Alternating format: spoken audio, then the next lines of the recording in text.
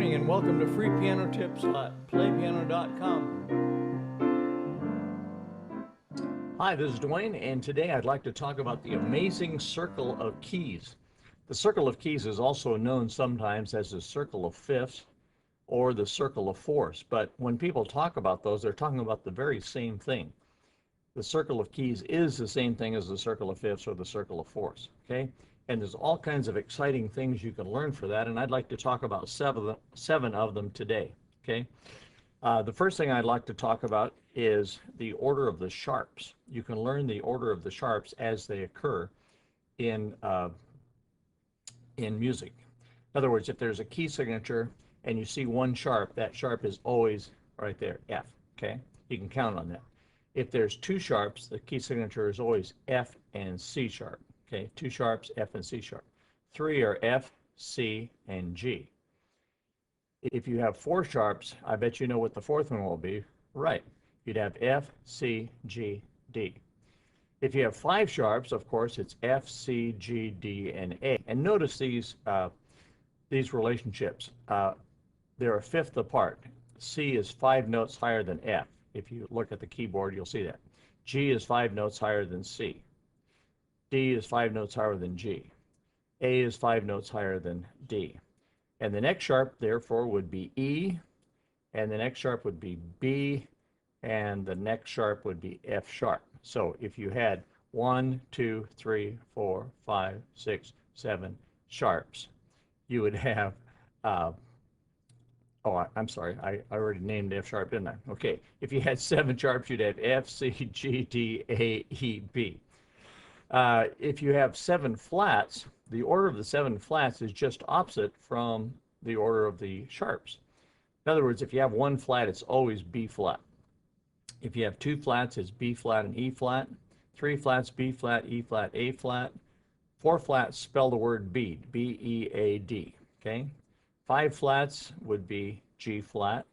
6 flats would be C flat. It looks like B is printed there, but enharmonically it would be C flat, and 7 flats would be F flat, enharmonic with E, but don't call it E, call it F flat, okay? So that's the first thing you can learn is the order of the sharps.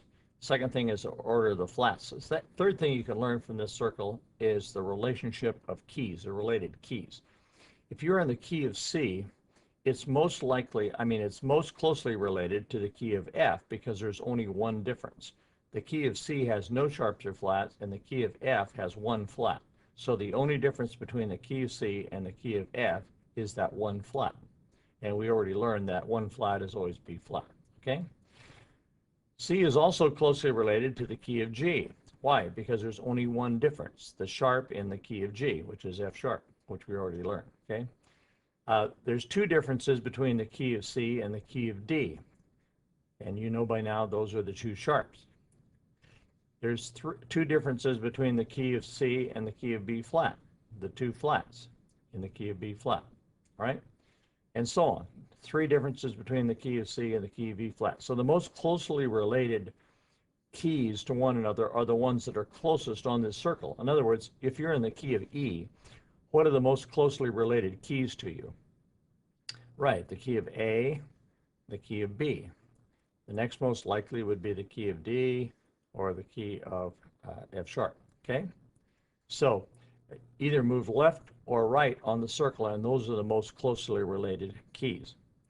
I'm kind of going fast here because I want to cover all 7 here in a limited time. So let's move on to the next thing that the circle of keys relate, and that's the primary chords. If you're in the key of C, the primary chords, or the most used chords in the key of C, are C, G, and F. In other words, the key itself, the keynote itself, plus the ones on the right and on the left, okay? Those are the most used chords. So if you're in the key of B flat, what are the most used chords? The most used chords in the key of B flat are F and E flat, to the left or right, okay? If you're in the key of A flat, what are the most used chords? Right, A flat, E flat, and D flat. If you're in the key of D, what do you think the most used chords are? Right, the key A chord and the G chord, the most used chords, okay? They don't have to happen, but they do. If you dumped all the songs that have ever been written in a computer, those would come out. those three would come out. They're called the primary chords. They're primary because they're indigenous to that key. And I won't get into explaining why, but they are, okay? The next thing you can learn from the circle of keys are secondary chords. We learned about primary chords right there, okay?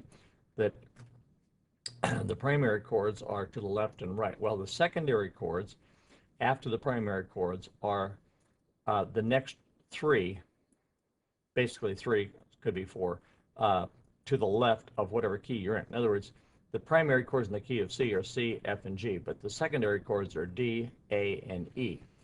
And that's the most likely, the order in which they'll happen too. In other words, if you're in the key of C, after the G chord and the F chord, the next most likely chord is the D chord. The next most likely chord after that in the key of C is A chord. The next most likely chord after that is the E chord. The next most likely chord is the B chord.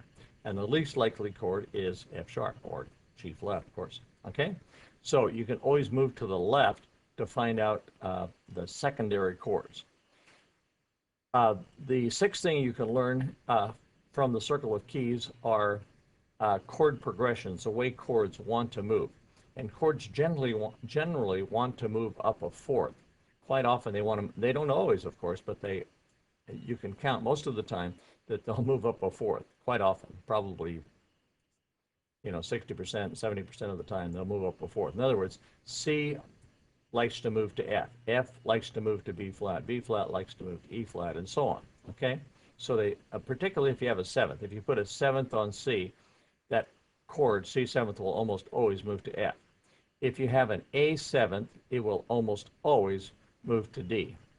If you have a D seventh, it'll most always move to G, and so on. Okay? So chords like to move up a fourth. They don't always. You got to remember the primary chords, but chords like to move up a fourth. And so you can learn just the very basic of chord progressions from that. And again, there's way more that we can say about that, but I won't say any more right now. And then thirdly, or seventh, the seventh thing you can learn from the major circle of keys about chord substitutions. In other words, if I have the C chord and I want to make a chord substitution for it, then I have to ask myself, into what other chord will this melody note fit? So let's say I'm playing the C chord, but the melody note is G. So I have to ask myself, what other chord is G in? Okay? And I know from experience, and you could learn this from experience too, that G is in the E flat chord, and so I can try the E flat chord as a substitute for C. What other chord is G in? Well, it could be the third of something, it could be the fifth of something, it could be the seventh of something, but you ask yourself, into what other chord will this note fit? Okay? Well, I'm out of time, so thanks for being with me, and I hope you've learned something from this amazing circle of fifths. We'll do this again, and I'll take it in more depth next time around. So thanks for being with me, and bye-bye for now. Hi, this is Dwayne again, and I'd like to tell you about a little book that I wrote a few years back. It's called Piano Chords and Chord Progressions, The Secret Backdoor to Exciting Piano Playing. And it's a terrific resource about chords. If you want to know more about chords, you ought to latch onto this book. It's just barely over $10, $11 I think it is.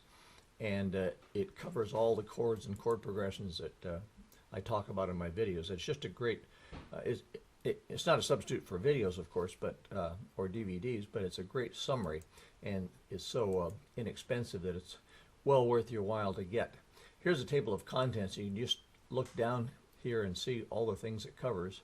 Starts out with major, minor, diminished, augmented, 6th, 7th, and on to 13th chords and suspensions and alterations, and then gets on to chord progressions and so on. So it's a very thorough book, and it's got a lot of illustrations. I'll just toggle through a little bit, so you can, and there's the back cover. So it's worth your while to get. So hope you take advantage of that. Thank you. Bye-bye for now.